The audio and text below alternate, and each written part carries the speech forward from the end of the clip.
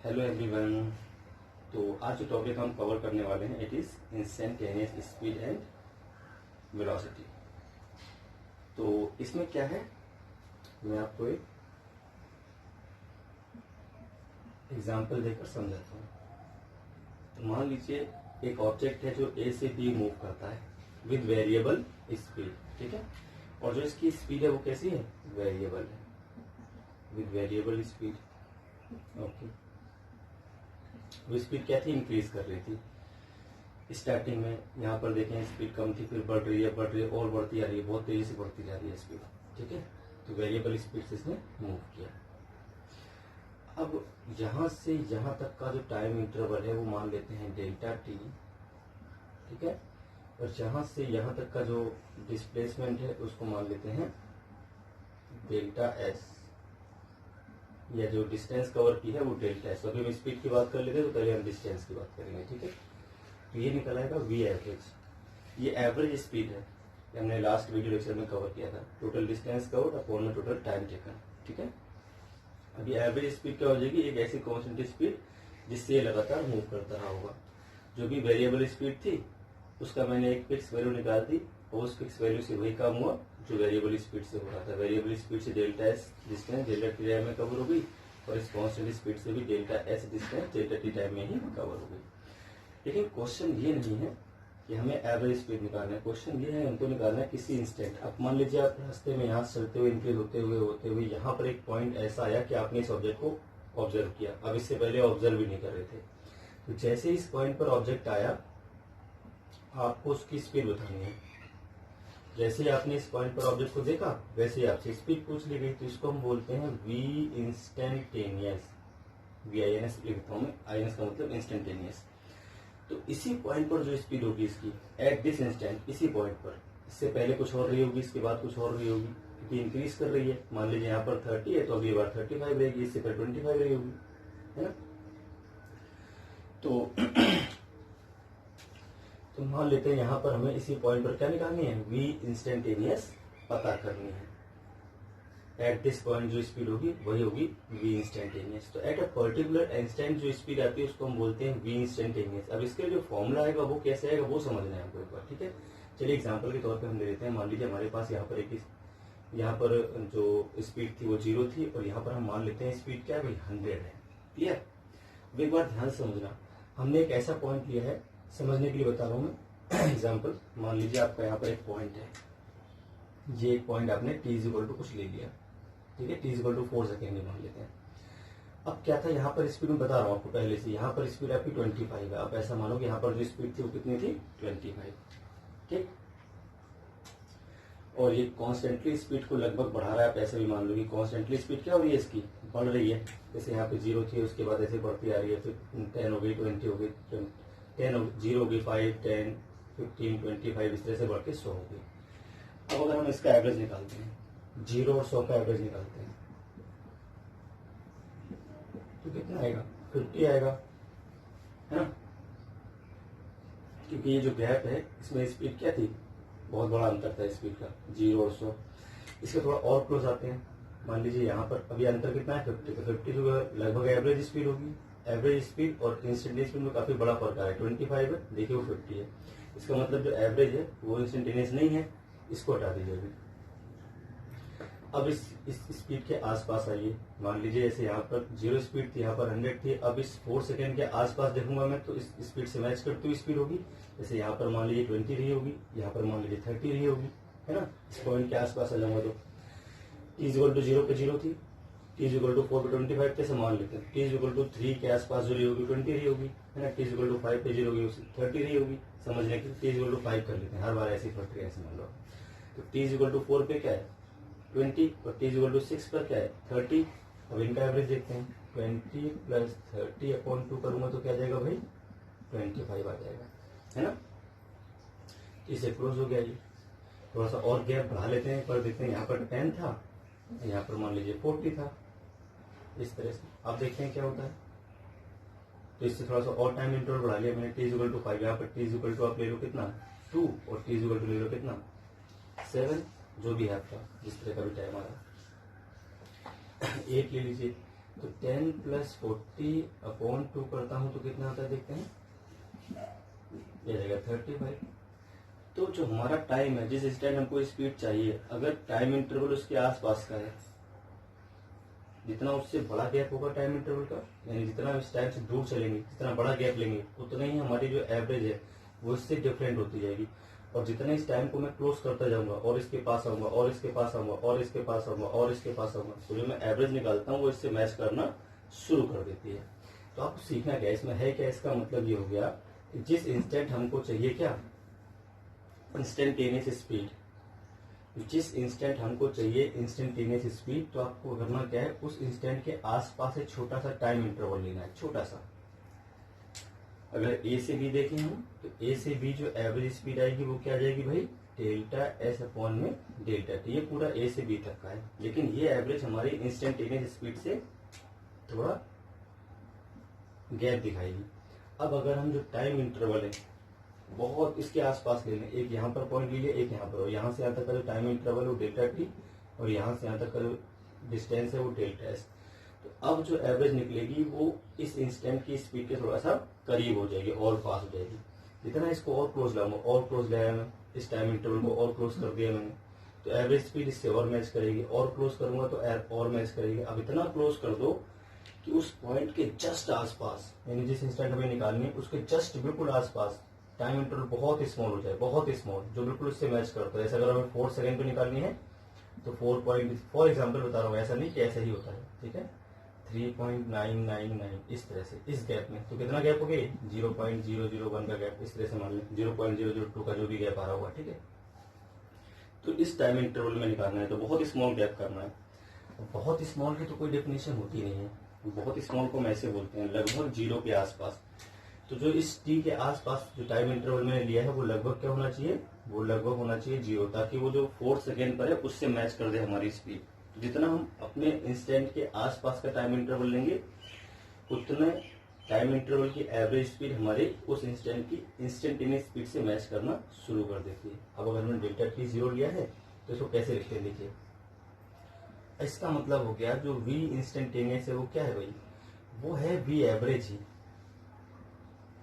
जब हमारा लिमिट लगा दो आप, limit delta t tends to 0, जब टाइम इंटरवल बहुत छोटा हो, हमारे उसी इंस्टेंट के आसपास हो वो टाइम इंटरवल, और उस गैप को अगर हम देखें तो गैप बहुत स्मॉल है, लगभग 0 के बराबर है, जैसे 0.001 का, यानी 4 सेकेंड के आसपास छोटा सा गैप ले लो आप, बहुत छोटा सा, जो 0 के लगभग बराबर हो, और फिर उस गैप की एवरेज स्पीड निकालते हो, तो इसी को हम बोलते हैं इंस्टेंटेनियस स्पीड।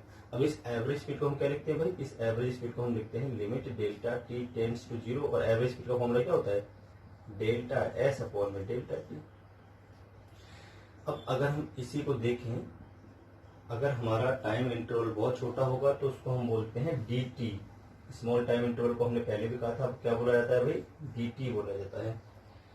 और इस स्मॉल टाइम इंटरवल में स्मॉल डिस्टेंस ही कवर होगी तो उसको हम बोलेंगे भाई डी एस। तो इस तरह से वी इंस्टेंटेनियस का जो फॉर्मूला है वो क्या आ गया, D s by d T. यानी जिस इंस्टेंट हमें स्पीड चाहिए होगी, उस इंस्टेंट के आसपास छोटा सा टाइम इंटरवल ले लेंगे, छोटी सी डिस्टेंस आएगी, तो उनका रेशियो आएगा, उसी को हम बोलेंगे वी इंस्टेंटेनियस। इसका मतलब है differentiation of distance with respect to time कर देना है, differentiation of position with respect to हमें टाइम कर देना है, तो हमारा क्या निकल आएगा, इंस्टेंटेनियस स्पीड निकल आएगी। तो delta s upon delta T करते हैं, बड़े गैप को डिवाइड करते हैं तो वी एवरेज निकलती है, और स्मॉल गैप को डिवाइड करते हैं तो वी इंस्टेंटेनियस निकलती है। आपको ये बात याद रखनी है हमेशा के लिए, ठीक है। तो ये फॉर्मूला हो गया, आपको इसको नोट कर लेना है। तो चलिए आप देखते हैं कैसे हमें सॉल्व करना होता है। जैसा कि हम जानते हैं v instantaneous is equal to d s by d t होता है। अब इस बात को एक बार ग्राफ में और समझ लो आप लोग। अगर हम कोई ग्राफ खींचते हैं एस और टी के बीच, ठीक है, पोजीशन या डिस्टेंस, और ये पोजीशन ही है, दो पोजीशन का गैप होता है, ठीक है, इसका मतलब हो जाए दो पोजीशन गैप। इसको आर से भी लिख सकते हैं, कोई प्रॉब्लम वाली बात नहीं, ठीक है, आर से भी इस सिंबल को लिखा जा सकता है। ऐसे हमने यहाँ पर लिया तो एक पोजीशन R1 होगी, दूसरी पोजीशन R2 होगी, तो इनके बीच के गैप को तो हम बोलते हैं डिस्टेंस, ठीक है। तो इसको हम डी आर का मतलब होता है डिस्टेंस या डिस्प्लेसमेंट। जो भी अगर स्ट्रेट लाइन पे है तो डिस्प्लेसमेंट बन जाएगा, वरना वो डिस्टेंस रहेगा। जो इनका गैप होगा वो R2 माइनस R1 तो डिस्टेंस हो जाएगी, और R2 माइनस R1 डिस्प्लेसमेंट हो जाएगा अगर ये स्ट्रेट लाइन पे मूव कर रहा है तो आप यहाँ पे dr भी लिख सकते हो। कोई बुक्स में हमेशा dr लिखा मिल जाएगा, पोजीशन होती है मोस्टली। तो पोजीशन इस तरह से वेरी करती है, तो बताइए इंस्टेंट स्पीड क्या हो जाएगी उसकी। तो मान लीजिए पोजीशन है और dx/dt भी वही बात को बता रहा है, उसमें s को लिख देगा पोजीशन से, ठीक है। पोजीशन को r s दोनों से लिखा जा सकता है। तो भाई अपने पास एक पोजीशन टाइम ग्राफ हमें दे रखा है। अभी पोजीशन टाइम ग्राफ मान लीजिए आपको कर्व मिल गया, इस तरह से कर्व मिल गया। तो अब इस पे किसी इंस्टेंट, मान लीजिए यहाँ पर इस इंस्टेंट हमें निकालनी है, ये एक इंस्टेंट है जहाँ पर हमें क्या निकालनी है, इसकी स्पीड निकालनी है। ये इस इंस्टेंट इसकी स्पीड मान लीजिए ये v/ins हो जाएगी, और ये t जिस पे निकालनी है हमको। तो आप क्या करोगे, उसी इंस्टेंट एक स्लोप ड्रॉ कर दोगे ऐसे, ठीक है। जो स्लोप आएगी हमारी किसी इंस्टेंट, कौन से ग्राफ में, पोजीशन टाइम ग्राफ में, है ना। ये आ गया आपका थीटा। तो पोजीशन टाइम ग्राफ में जो हमारी स्लोप आती है किसी इंस्टेंट, वही होती है इंस्टेंटेनियस स्पीड। क्योंकि स्लोप क्या बताती है भाई, स्लोप हम पीछे पढ़ चुके हैं। अगर हम xt st मतलब डिस्टेंस टाइम ग्राफ लें या पोजीशन टाइम ग्राफ लें, तो उसमें क्या होता है, जो स्लोप आती है उसको हम बोलते हैं differentiation with respect to position. या आर लिखते हैं, आर लिखा है तो differentiation of position with respect to time, इसको हम बोलते हैं स्लोप, है ना। वाई एक्स ग्राफ में dy/dx का था स्लोप थी, तो ऐसे आरटी ग्राफ में dr/dt का हो जाएगा, स्लोप हो जाएगा। और स्लोप भी किसके बराबर था, अभी तुमने पढ़ा dr/dt ins के बराबर भी है। तो इस तरह से जो इंस्टेंटेनियस स्पीड होती है वो क्या होती है, स्लोप। किस ग्राफ में, आरटी ग्राफ में। पोजीशन टाइम ग्राफ में जो स्लोप आती है उसी को हम बोलते हैं v इंस्टेंटेनियस स्पीड। तो आप याद कर लें, slope of position time graph at any instant is called instantaneous speed. Clear है। तो ये हो गया पूरी बात। अब हम कर लेते हैं इस पे कुछ न्यूमेरिकल्स। क्लियर। तो आइए न्यूमेरिकल के थ्रू समझ लेते हैं। और अगर हम बात करते हैं कि इसकी इंस्टेंटेनियस वेलोसिटी की, तो उसमें वेक्टर लग जाएगा बस, तो ये हो जाएगा dr वेक्टर, और अपॉन में क्या हो जाएगा, तो अगर इसको हम वेक्टर फॉर्म में करते हैं तो वेलोसिटी निकल आएगी, और अगर स्केलर फॉर्म में करते हैं तो स्पीड निकल आएगी। क्लियर है। तो चलिए आगे देखते हैं नेक्स्ट।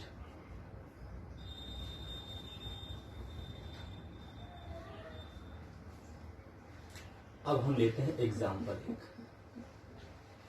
एग्जाम्पल में क्या है, मान लीजिए आपको दे रखा है कि जो पोजीशन है किसी ऑब्जेक्ट की वो 6t² प्लस 3t प्लस 4 दे रखी है। यानी जो पोजीशन है, आर क्या है, पोजीशन।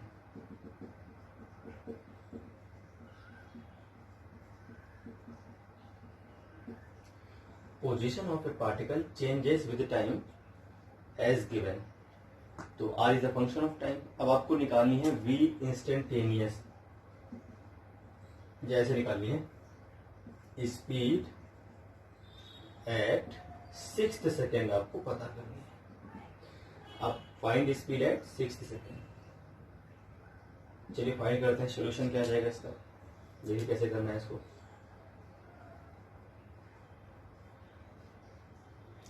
इसमें क्या करना है आपको, सबसे पहले तो करना है v = dr/dt, अभी मैंने आपको बताया था। तो चलिए डिफरेंशिएट कर लेते हैं इसको, d/dt 6t² plus 3t plus 4। तो 6 आ जाएगा बाहर, t² का डिफरेंशिएशन 2t हो जाएगा, पावर आगे आती है, पावर कम हो जाती है, 3 आगे आ जाएगा, t का डिफरेंशिएशन 1 हो जाएगा, और 4 का तो 0 क्योंकि वो कांस्टेंट है। तो आ गया 12t प्लस 3। अब अगर हमें निकालनी है, ये हो जाएगी v इंस्टेंटेनियस, है ना। अब अगर हमें निकालनी है v एट 6th सेकेंड, तो इसी टाइम के प्लेस पे हम क्या रख देंगे भाई, 6 रख देंगे, क्योंकि अभी किसी टाइम पर जो डिपेंड कर रहा है फंक्शन वो आ गया। अब 6 सेकेंड तो 6 पुट कर दो। तो 12 6 72 प्लस 3 आ गया 75 मीटर पर सेकेंड। तो इस तरह से हम क्या निकाल लेते हैं, इंस्टेंटेनियस स्पीड हम इजीली पता कर सकते हैं। तो आपको क्वेश्चन दे रखी होगी विद रिस्पेक्ट टू टाइम, आपको इंस्टेंटेनियस स्पीड को पता करना होगा, आप बहुत इजीली पता कर सकते हैं।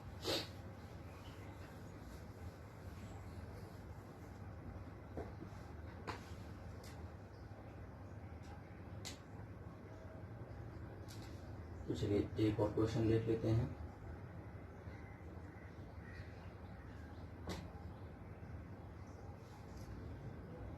तो अब हम आगे कर लेते हैं बात। इसमें क्या है,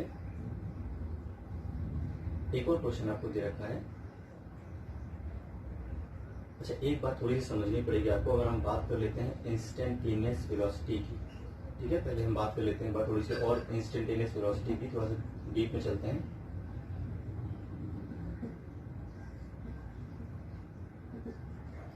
तो ये मैंने आपको बताया डी आर वेक्टर अपॉन क्या होता है भाई, डी टी होता है। अब अगर r vector x i cap plus y j cap plus z k cap दे रखा हो आपको, जो कि दिया होता है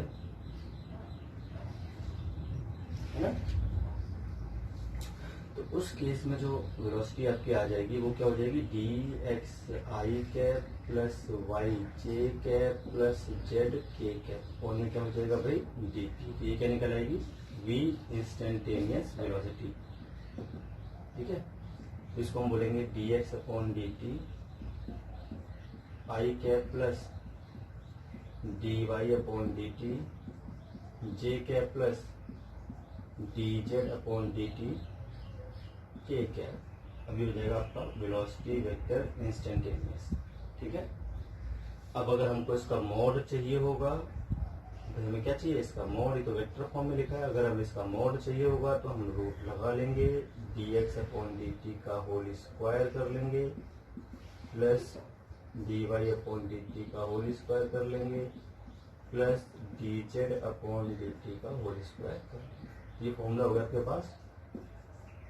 इंस्टेंटेनियस वेलोसिटी की जो वैल्यू आती है वो ये आती है अगर एक्स वाई और जेड तीनों ही फंक्शन हो टाइम के। तो इसका एग्जांपल में, इसको नोट कर लो आप, इसका एग्जांपल मैं आपको देता हूँ कैसे करना है।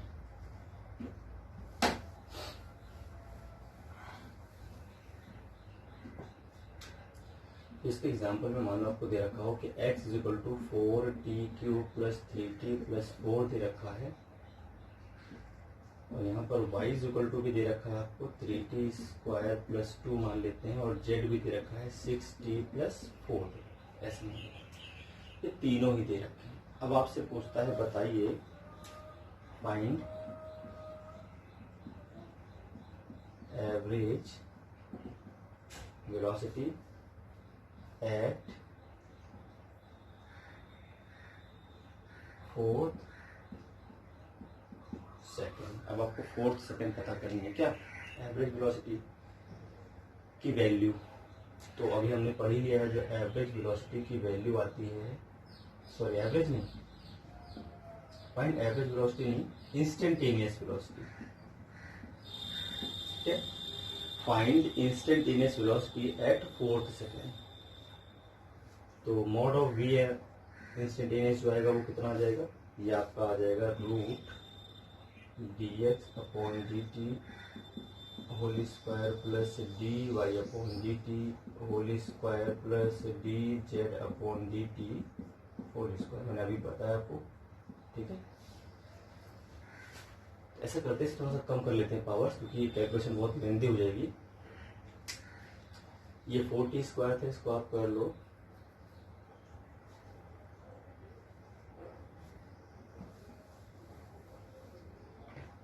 चलिए मैं आपको एग्जांपल के थ्रू समझाता हूँ एक बात। इसमें क्या है, मान लीजिए x इज इक्वल टू दे रखा आपको 2t प्लस 4, और मान लीजिए y दे रखा है 8t स्क्वायर प्लस 2, और z आपको दे रखा है मान लीजिए 4t। ये सिर्फ 4 दे रखा है ना, टी स्क्वायर प्लस 2 कर लेते हैं। चलिए ये आ गया आपके पास, एक्स वाई जेड आपको तीनों दे रखे हैं, तीनों ही क्या है, तो एक पार्टिकल ऐसे है कि वो 3D में मूव कर रहा है मान लीजिए, तो उसका एक्स वाई और जेड तीनों ही कंपोनेंट चेंज हो रहे हैं। हालांकि मोशन स्ट्रेट लाइन था, फिर भी आपको मैं एग्जांपल समझाता हूँ, क्योंकि इस तरह के एग्जांपल ही पूछे आते हैं IIT JEE में। और नीट में भी। तो इसमें क्या है, आपको निकालना है फाइंड इंस्टेंटेनियस, या फाइंड स्पीड कर लो आपसे, फाइंड स्पीड भी नहीं बेटा, velocity, find velocity at t is equal to 4 second, ये पता करना है। देखते हैं कैसे करना है सोल्यूशन। तो अभी मैंने आपको बताया था कि जो इंस्टेंटेनियस वेलोसिटी का जो मोड होता है, किसी इंस्टेंट जो वेलोसिटी का मोड यानी उसकी वैल्यू होती है वो होती है root dx/dt whole square plus dy/dt whole square plus dz/dt whole square. Clear होगी बात? तो ये आ गया भाई अपने पास, है ना। तो अगर इसको हम देखें तो सॉल्व करेंगे तो क्या आंसर आएगा, रूट, चलिए पहले dx/dt करता हूँ। तो dx/dt कितना आएगा, डायरेक्ट सॉल्व करके मैं वैल्यू लिख रहा हूँ। तो dx/dt अगर यहाँ से देखें हम, 2 तो आगे आएगा और t का इंटीग्रेशन 1 हो जाएगा और 4 का हो जाएगा 0। तो dx/dt आ गया आपका, यहाँ से होल स्क्वायर लगा दीजिए, ठीक है। dx/dt निकाला है मैंने, प्लस अब देखते हैं dy/dt क्या आएगा। तो dy/dt में 8 तो आ जाएगा आगे, t स्क्वायर में से 2 आ जाएगा आगे और एक t बच जाएगा, प्लस 0 हो जाएगा का होल स्क्वायर, ठीक है। फिर ले लेते हैं अगला जेड। तो जेड वाले में क्या है,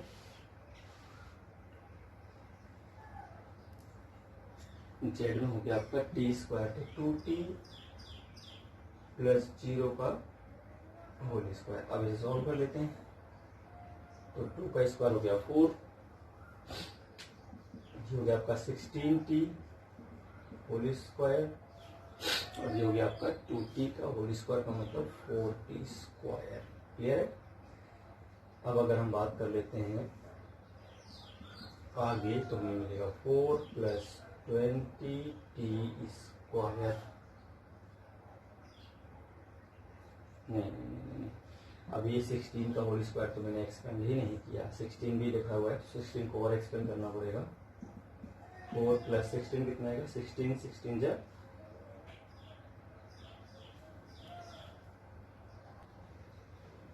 256 T square plus 4t square, ये आपके पास। क्लियर है। 8 12 16 तो अंदर का होल स्क्वायर होता है,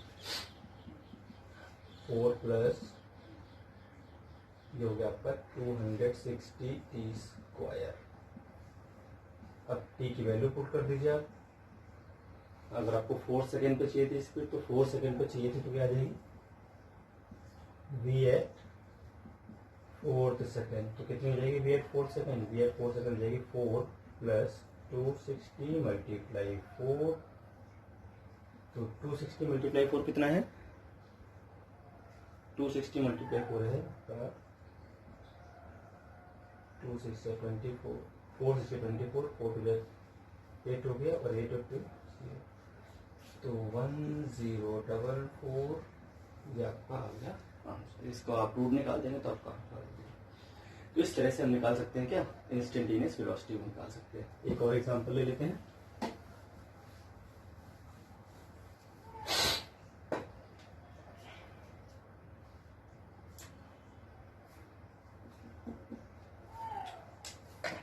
मान लीजिए आपको दे रखा होता है x is equal to a cos t और y इज इक्वल टू दे रखा होता है मान लीजिए a sin t, और आपसे पूछता फाइंड वेलोसिटी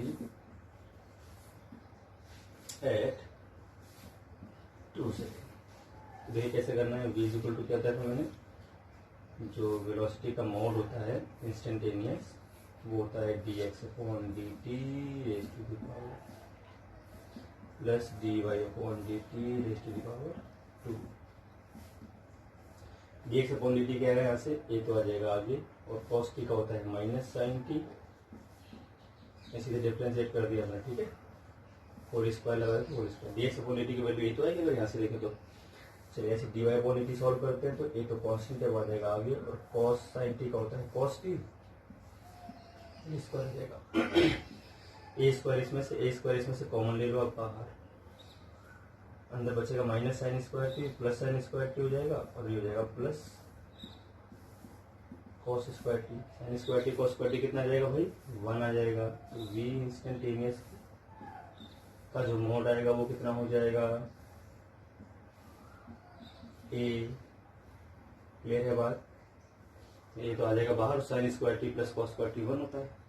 तो अब इसमें टाइम तो आया नहीं, तो हर सेकंड इसकी स्पीड वेलोसिटी ये रहने वाली है। तो एट 2 सेकंड भी अगर हम करते हैं तो टाइम तो इसमें है ही नहीं, इसका मतलब ये कांस्टेंट है, तो इसकी स्पीड क्या आएगी भाई, टाइम रखेंगे कहाँ पे, है ही नहीं टाइम, ये स्पीड होगी। 4 सेकंड पूछता तब भी स्पीड होती है, 6 सेकंड पूछता तब भी स्पीड होती है। तो इस तरह से आपके आंसर आते हैं। तो आपको एक और बात समझनी है यहाँ पर ध्यान से, वो देखना है आप एक बार। अगर हमें कभी भी वेक्टर दिया हो एज अ फंक्शन ऑफ, कभी भी हमें as a function of time देते हो, तो हमसे उल्टा भी पूछ सकता है, फाइंड डिस्प्लेसमेंट एंड टाइम। तो इस केस में हम कैसे करते हैं वो भी हमें समझना पड़ेगा। तो इसमें देख लेते हैं क्या करना होता है। इसमें क्या है, डिस्प्लेसमेंट जो होगा एस वेक्टर जो होता है वो होता है, चलिए पहले प्रूफ कर लेते हैं होता कैसे है। तो जैसा कि हम जानते हैं, सोल्यूशन देखिए कैसे करना है। इसमें अगर v दे रखा हो और आपको कभी v दे रखा हो डिस्प्लेसमेंट और डिस्टेंस पूछेगा तो आपको उल्टा करना है, इंटीग्रेशन। कभी डिस्प्लेसमेंट और डिस्टेंस दे रखा है तो आपको v निकालने के लिए डिफरेंशिएशन करना होता है।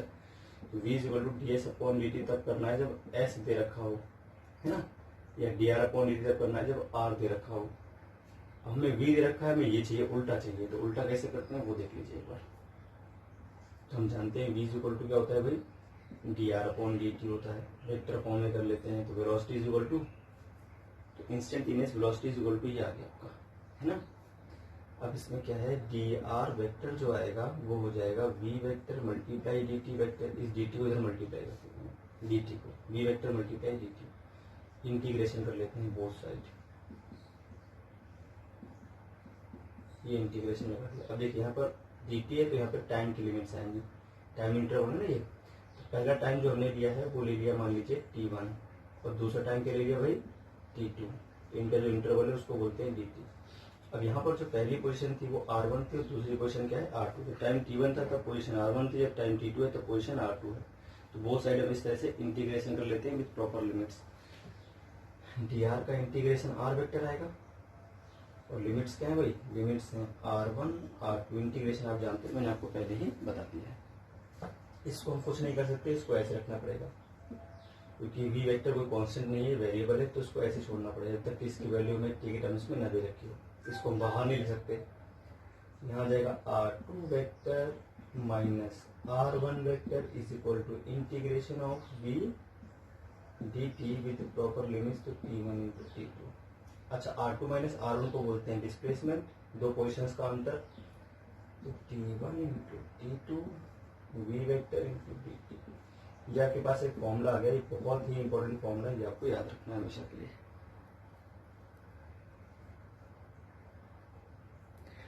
चलिए, तो ऐसे हम बात कर लेते हैं डिस्टेंस की। तो एक फॉर्मूला ही आ गया, जब v दे रखा हो डिस्प्लेसमेंट पूछेगा तो आपको ऐसे निकालना है। ऐसे अगर हमें डिस्टेंस पूछ लेता है तो डिस्टेंस के लिए डायरेक्ट लिख लीजिए आप सीधा, distance s is equal to होता है integration of mod of v लगाना है यहाँ पे। तो यहाँ पर वेलोसिटी वेक्टर लिखा है मैंने, यहाँ पर सिर्फ मॉड ऑफ v लिखा है, और t1 से t2, ये दोनों फॉर्मूले हैं, आपको याद कर लेने हैं। डिस्प्लेसमेंट निकालने के लिए सीधे वेक्टर फॉर्म में और s की वैल्यू लिखनी होती है। डिस्प्लेसमेंट में सीधा वेलोसिटी आएगा पूरा का पूरा, यहाँ पर सिर्फ उसकी वैल्यू आएगी जब डिस्टेंस सही होगा। तो चलिए क्वेश्चन कर लेते हैं इस पे, तो आपको बात और क्लियर हो जाएगी। तो जो क्वेश्चन है उसमें क्या है, आपको दे रखा है, मान लीजिए v वेक्टर दे रखा होता 3i cap plus 4j cap आपको दे रखा है, फॉर एग्जाम्पल ऐसा आप मान लो। तो हमें निकालना है डिस्प्लेसमेंट निकालना है एंड डिस्टेंस निकालना है। ये क्या है भाई, ये डिस्टेंस है और ये आपका डिस्प्लेसमेंट है, ठीक है। डिस्प्लेसमेंट हो गया between t is equal to 0 से t इज इक्वल टू 4, ऐसा करना है। चलिए निकालते हैं पहले डिस्प्लेसमेंट। तो फॉर्मूला आपके पास था v वेक्टर डी टी, अच्छा लिमिट्स ये होती हैं, तो लोअर लिमिट क्या है 0 और अपर लिमिट क्या है 4। स्टार्टिंग 0 से लेकर 4 सेकेंड तक की डिस्प्लेसमेंट हमको चाहिए। तो वी वेक्टर क्या आएगा भाई, ऊपर लिखा हुआ है 3i cap plus 4j cap into D T 0 से लेकर 4 एस वेक्टर। एस वेक्टर देखते हैं भाई, अलग अलग कर लेते हैं इसका इंटीग्रेशन। तो 3 into D t, i cap तो कॉन्स्टेंट है, उसको आप बाहर लिख लो, वो आई कैप के ऐसे डायरेक्शन को शो करता है, तो उसका इंटीग्रेशन नहीं करते। 0 से 4 लिमिट लगा दो, ठीक है, इस तरह से ब्रैकेट तो लगाएंगे प्लस, इसके बाद 4 इंटू डी टी कर दो इंटीग्रेशन में, लिमिट 0 से 4 लगा दो और इसमें एक ब्रैकेट लगा के जे कैप लिख दो, ठीक है, इस तरह से 3 तो आगे आ जाएगा। डी टी का इंटीग्रेशन टी होता है, लिमिट्स क्या है इस पे 0 से 4 और ये आई कैप प्लस, और आगे आ जाएगा डी टी का इंटीग्रेशन टी होता है, लिमिट्स क्या है भाई 0 से 4, तो ये क्या हो जाएगा जे कैप हो जाएगा। अब देखते हैं क्या आ जाएगा answer. 3 into 4 minus 0 lower limit और अपर लिमिट आई कैप प्लस 4 इंटू 4 माइनस 0, ये हो गया आपका जे कैप। तो इस तरह से जो आंसर आएगा वो कितना हो जाएगा 12i कैप प्लस 16 जे कैप, ये हो गया आपका एस वेक्टर। अब अगर इसकी वैल्यू चाहिए होती, मॉड ऑफ एस वेक्टर चाहिए होता, तो इसे क्या बोलते 144 प्लस 256, तो बोलते भाई आई का मल्टीपल का स्क्वायर, तो 4 ये हो गया 5 और 4 9 10 2 और 3 400 आ गया, तो 20 आपका आंसर हो गया। क्लियर है, इस तरह से इनका आंसर आता है। अब हम निकाल लेते हैं डिस्टेंस भी इस क्वेश्चन में। तो अगेन जो डिस्टेंस आएगी वो क्या हो जाएगी, डिस्टेंस इज इक्वल टू, मैंने कहा है कि मॉड ऑफ वी वेक्टर लिखना होता है, फिर डी टी से मल्टीप्लाई 0 से 4 लिमिट। अब आप ध्यान दो, पहले मॉड ऑफ वी वेक्टर क्या आएगा, मॉड ऑफ वी वेक्टर आपका आएगा रूट वी वेक्टर क्या था 3i cap plus 4j cap, तो मॉड ऑफ आएगा 9 प्लस 16 का मतलब हो गया 5 सीधे, तो मॉड ऑफ भी 5 हो गया। चलिए तो 5 लिख दिया मैंने, फिर डी टी से मल्टीप्लाई कर दिया, 0 से 4 लिख दिया, 5 आ जाएगा। आगे डी टी का इंटीग्रेशन क्या होता है टी, लिमिट्स क्या हो जाएंगी 0 से 4, तो आ गया 20। अब ये स्ट्रेट पाथ पे मूव कर रहा था, इसलिए डिस्प्लेसमेंट और डिस्टेंस दोनों ही क्या आ गए आपके सेम हो गए। अगर ये स्ट्रेट पाथ पे मूव नहीं कर रहा होता तो डिस्प्लेसमेंट अलग आता और डिस्टेंस आपका अलग आता, तो इस तरह से दोनों सेम हो गए। इस पे ध्यान रहे, अगर कोई बॉडी कर्व पाथ पे मूव करती है तो उसका डिस्प्लेसमेंट सेम टाइम इंटरवल के लिए अलग आएगा और डिस्टेंस अलग आएगी। अभी स्ट्रेट पाथ था इसलिए सेम आंसर आ गया। तो ठीक है, आज के लिए इतने, फिर नेक्स्ट वीडियो लेक्चर में कवर करते हैं हम नेक्स्ट टॉपिक।